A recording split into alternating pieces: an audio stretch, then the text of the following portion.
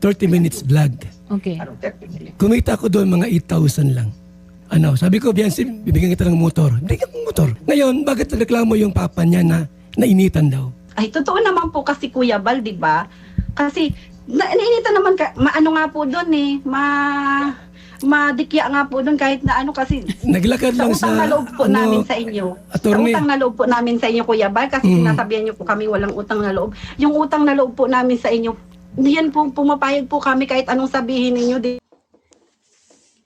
Mali mo din kasi, Kuya Bal eh. Mali mo. Maling-mali ka. Maling-mali ka ng tinulungan. Kita mo yung pagmumukha niyan? Mali ka ng tinulungan. Maling-mali ka.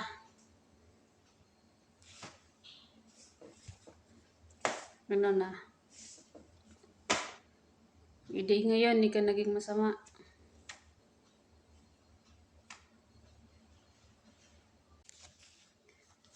Ako bilang OFW, ang hirap ko kunin ng mga bagay na yan, yung motor, yung bahay,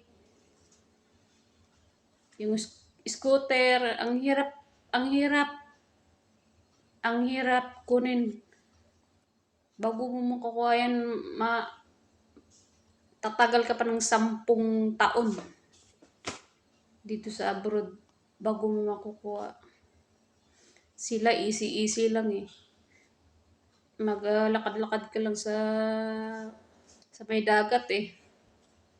May motor ka na. May scooter ka pa. Video-videohin ka lang, yung bahay mo, milyon na. Kami, mga OFW, ang hirap kunin ang mga bagay na yan. Kaya ikaw, Kuya Bal, maling-mali ka. Ikaw yung mali. Mali ka ng mali ka ng tinulungan. Ay, naku, buhay nga naman.